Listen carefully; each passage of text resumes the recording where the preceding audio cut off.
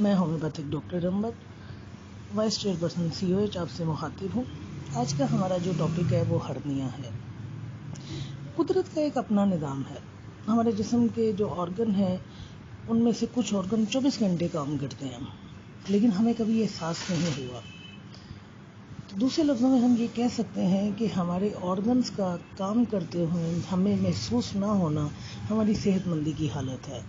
جب ہمیں اپنے آرگن محسوس ہونا شروع ہوتے ہیں یا جب ہمیں اپنے آرگن کی ایکٹیویٹی محسوس ہونا شروع ہوتی ہے تو اس کا مطلب یہ ہے کہ ہم مرض کی حالت میں جا رہے ہیں۔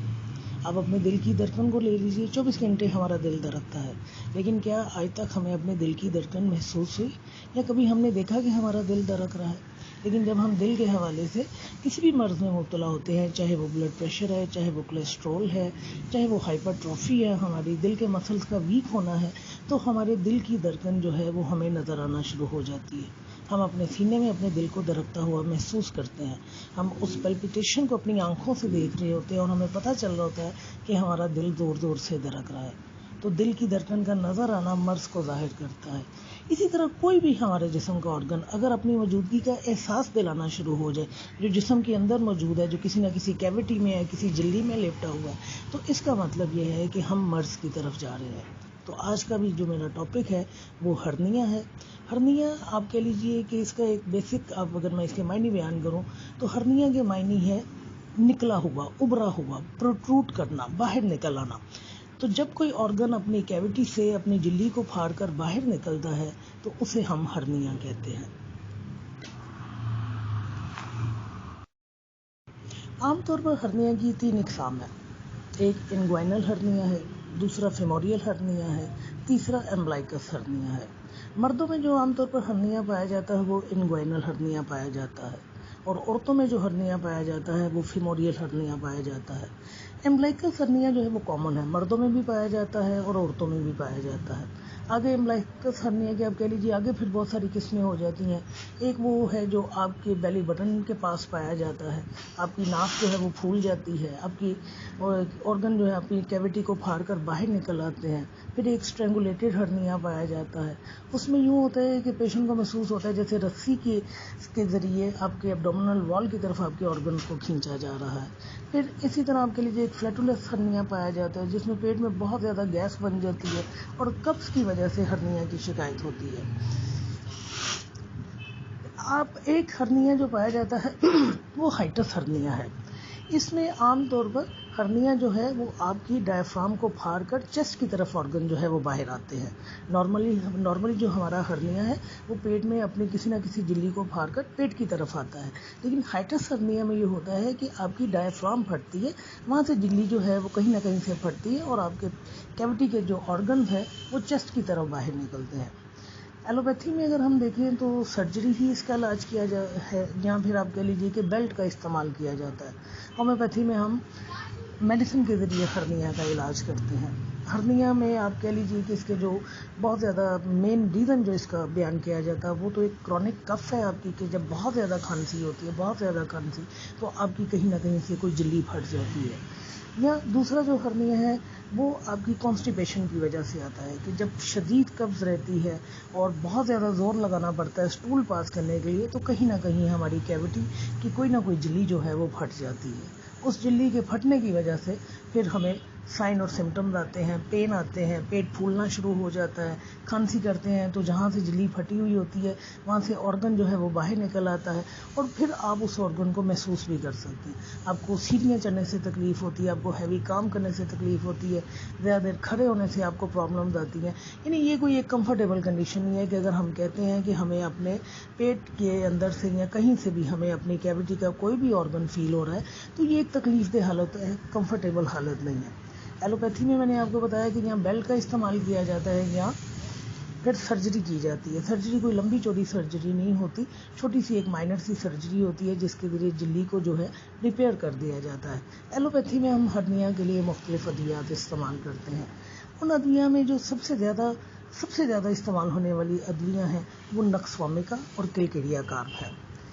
امبلائکس ہرنیا کے حوالے سے میں بات کر رہی ہوں. لیکن اگر آپ اسٹرینگولیٹڈ ہرنیا کہیں تو اس میں پھر ہمارے پاس کولوسینتھ بھی آ جاتی ہے، کیونکہ اسٹرینگولیٹڈ ہرنیا میں کولک پایا جاتا ہے اور کولوسینتھ جو ہے وہ کولک کی بہترین دوائیوں میں سے ایک دوائی ہے، لہٰذا پھر ہم کولوسینتھ کو بھی استعمال کر لیتے ہیں. تیسری میڈیسن جو ہم اس میں نقص اور کلکیریا کارب کے علاوہ استعمال کرتے ہیں وہ لائکوپوڈیم کا ہم استعمال کرتے ہیں. لائکوپوڈیم بھی ہرنیا کی بہترین دوائیوں میں سے ایک دوائی ہے. لائکوپوڈیم جو ہے وہ آپ اس کو انگوینل ہرنیا میں اور فیموریل ہرنیا میں بھی استعمال کر سکتے ہیں. لیکن امبلائکس ہرنیا کے حوالے سے جو میڈیسن استعمال کی جاتی ہیں پیٹ کے حوالے سے، ان میں نقص فہرست ہے. اس کے بعد آپ کہہ لیجیے کہ کلکیریا کارب ہے. بچوں میں کیمومیلا کو بھی استعمال کروایا جاتا ہے. اگر بچوں میں بھی ہرنیا کا پرابلم پایا جائے تو وہاں کیمومیلا کو استعمال کروایا جاتا ہے.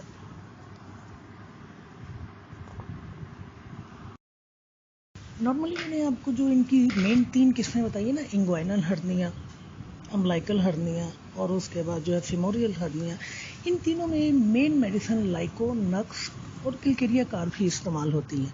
اسٹرینگولیٹڈ ہرنیا کے لیے میں نے آپ کو بتایا کہ ہم کولوسینتھ کا استعمال کرواتے ہیں، اور اسی طرح جو obstructed ہرنیا جو بہت زیادہ قبض کی وجہ سے ہوتا ہے وہاں پہ ہم اوپیم کو بھی استعمال کرتے ہیں.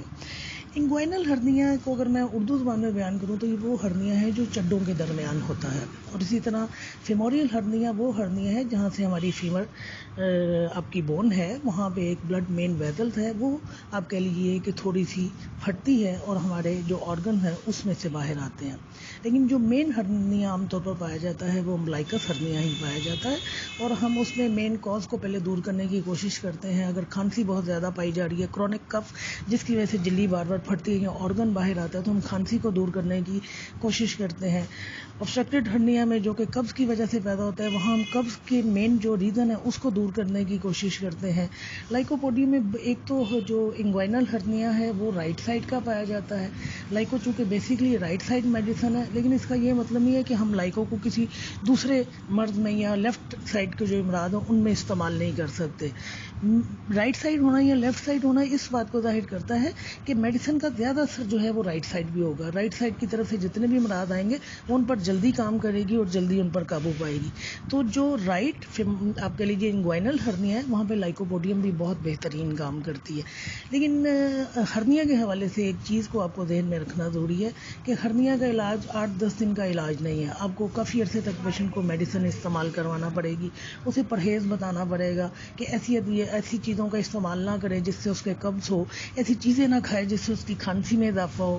بہت زیادہ سیڑھیوں کا استعمال نہیں کرنا کہ سیڑھیاں اترنے چڑھنے سے بھی آپ کے آرگن جو ہیں وہ باہر نکل آتے ہیں. بیلٹ کا استعمال کرے، جہاں جب تکلیف وغیرہ شروع ہو تو ریسٹ پوزیشن میں آ جائے تاکہ آرگن جو ہیں وہ اپنی جگہ پہ نارملائز ہو جائیں اور پیشنٹ کی جو تکلیف ہے اس میں کمی آ جائے.